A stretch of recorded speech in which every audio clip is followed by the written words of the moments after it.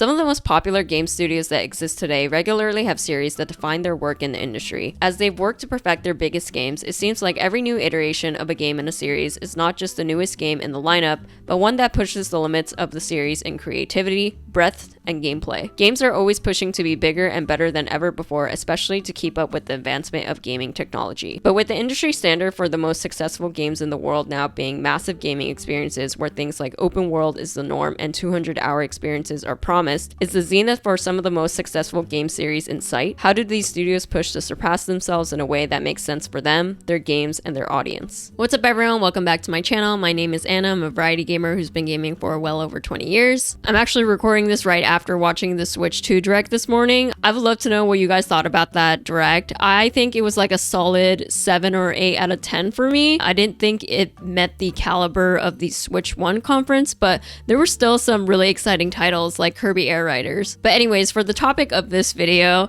I had an idea to talk about this topic because about 2 weeks ago, there were rumors that Persona 4 would get a remake. And the reason why people thought this would happen was because I think Atlus registered some website that looked very, very similar to the website that was registered months before Persona 3 remake was announced. So it's very easy to assume that Persona 4 remake is coming. My first thought when these rumors started circulating was that Persona 4 doesn't really need a remake. Yes, it has some pretty questionable and outdated writing, but besides that, I think the game holds up fine. I beat the game about like 2 years ago and I still thought the gameplay was fun. The graphics do look old, but I think that's what gives it its charm of just like looking like an old PS game. It's also available everywhere to play, and yeah, I just felt like Persona 4 Golden doesn't really need a remake right now. I made a whole separate video about this, but I also talked about how I think other Atlus IPs deserve more love right now, like Trauma Center, because that series has been dead for over a decade. And ultimately, I think a Persona 4 remake just kind of feels like a stall for Persona 6. So as I started thinking about this, I started thinking a little bit more deeper into Atlus's overall strategy for marketing their biggest game to date, which is obviously Persona 5. So Atlus has obviously milked the shit out of Persona 5 since it released. It released in 2016 in Japan and then 2017 worldwide. Since then, we've gotten game re-releases and spin-offs. I like to call this the Atlus Special, where they basically repackage the game to release again. So in this case, it's obviously Persona 5 Royal, where they force OG players to pick up the game again to just enjoy a little bit of extra content and better quality of life gameplay and replay a 100-hour plus experience again just for that. And then for the spin-offs, we had Persona 5 Strikers, Tactica, Dancing in Starlight, The Phantom X. And then outside of the games,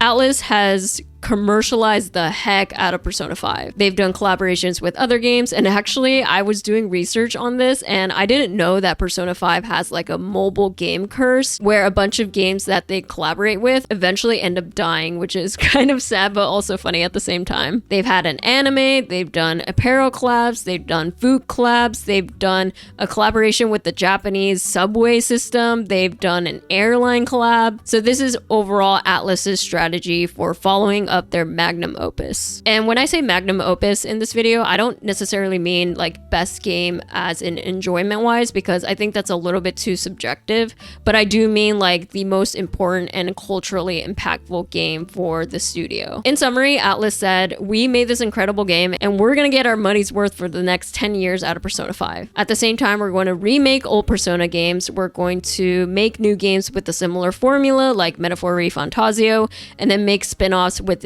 the Persona universe. I think milking Persona 5 and waiting forever for Persona 6 has made the expectations for Persona 6 insanely high. A lot of things made Persona 5 just impressive in itself, right? We had its art style, which I think is actually the most impressive part of the game, just having this like super unique art style that's like hard to replicate. But Persona 5 has like the full package. It has good writing, fun gameplay, great music. The game really popularized Persona, especially into the West mainstream, for a reason. Because Persona 5 did so many things well, I often wonder how difficult it must be to expand on it, and maybe that's why it's taking forever to make Persona 6. When I think about Persona 6, I think to myself questions like, how do you surpass something so cool like Persona 5 stylistically and not feel like a downgrade? How do you expand on this universe that's kind of like locked itself in this high school setting for the past 3 games? What is going to make this game feel fresh when you can't just like pull a metaphor where you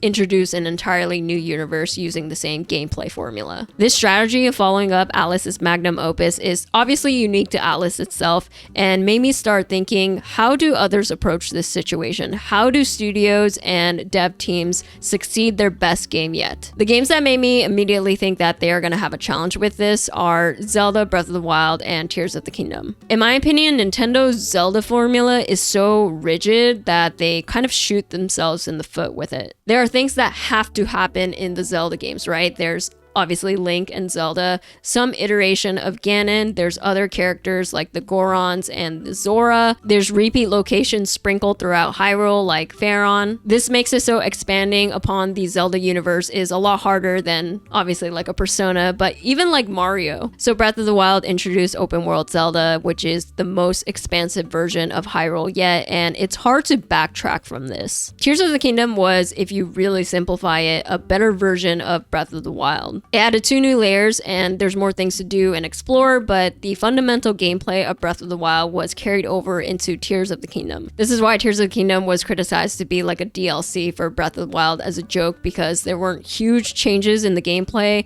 kind of copy-paste writing-wise, and aesthetically look the same. The Breath of the Wild and the Tears of the Kingdom formula has caused less obvious consequences that I think are already happening. So producer Eiji Aonuma is already on record implying that open world is the future format for Zelda games going forward. He basically thinks that the freedom of doing things in open world is a better modern gaming experience than the restriction of the old Zelda formula, despite the nostalgic love for it. To me, Nintendo saw that it was going to have a hard time making any serious looking mainline Zelda games that isn't open world, because this would feel like a downgrade for people in the mainline Zelda games. To make up for this, Nintendo's solution is to basically make less serious looking Zelda games to make it obvious it's not to be associated with their biggest games like Breath of the Wild and Tears of the Kingdom. So this is why I think we see games like Echoes of Wisdom in this like chibi style. What sucks about this is it's essentially the death of 3D linear Zelda games like Twilight Princess and Skyward Sword,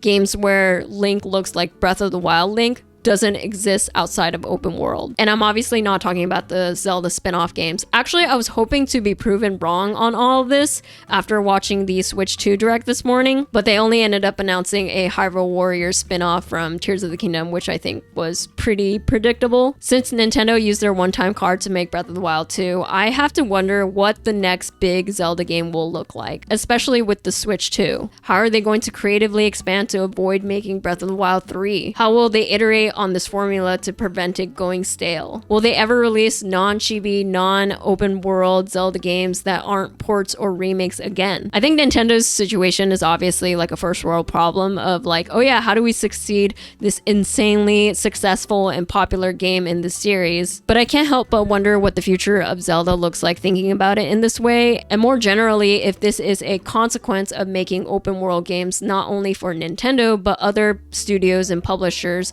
that have pursued open world games as well. Another game I think about when I think about this topic is Baldur's Gate 3. Actually, as a disclaimer, I didn't know shit about Larian Studios before Baldur's Gate 3, but I assume it's their biggest and most successful game yet. In general, Larian Studios has obviously approached this very differently from like an Atlus or a Nintendo, who operate more in this like old-fashioned conservative Japanese publisher strategy. They're pretty much the antithesis of that. They're indie, they haven't done microtransactions in Baldur's Gate 3, new patches and content are free, and they're very community oriented. We've seen them focus primarily on making Baldur's Gate 3 better holistically, with adding things such as honor mode, mod support, new dialogues, and we know subclasses are coming soon. And they're pretty transparent on how they communicate to their fans what to expect out of them as developers of Baldur's Gate 3, but also a studio that wants to do other things. So the TLDR of how they decided to follow up Baldur's Gate 3 is, we're just straight up not going to make a sequel. In this IGN article last year, the studio founder Sven Vinka said that after thinking about a potential Baldur's Gate 3 DLC and even Baldur's Gate 4,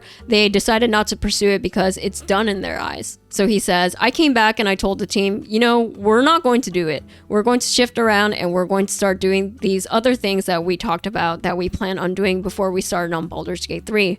Those were always the plans for afterward. We have 2 games that we want to make and we have a lot of concepts. So let's just have closure on Baldur's Gate 3. It's been great. We've done our job. It's a story with a beginning, a middle, and an end. So let's pass the torch to another studio to pick up this incredible legacy. And this is perhaps the thing that separates them the most from like a Nintendo or a traditional publisher, that Sven went to the Larian team and said, we're not going to do it despite the commercial success because we will be doing it just to do it. So it says here that Sven went to the team and a lot of them said, thank God we don't have to make a sequel. During Baldur's Gate 3, I pitched to them what the next game would be. If I see that they're excited, I'll say, okay, let's do that. If they're not, it's back to the drawing board. So they were very excited about a couple of things we were planning on doing. Then the pivot to start doing Baldur's Gate 3 DLC was expected because it's what you do. We didn't have any antagonism against Baldur's Gate 4 or DLC, but the heart wasn't there. It was more routine work than actually being excited.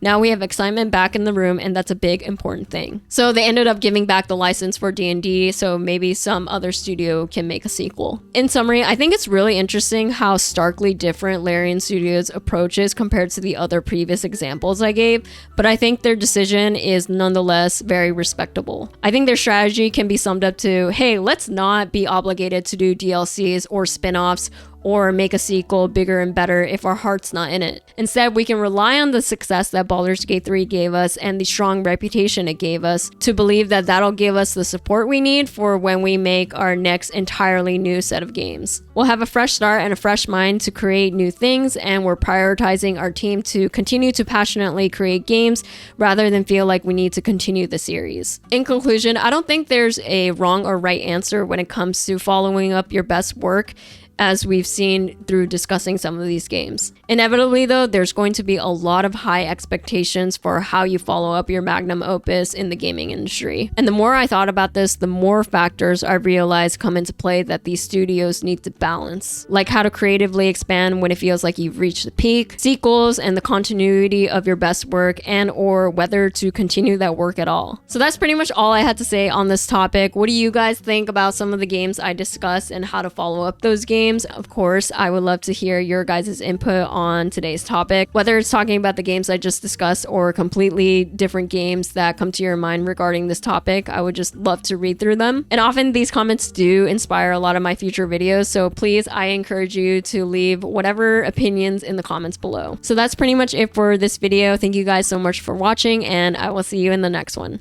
Bye!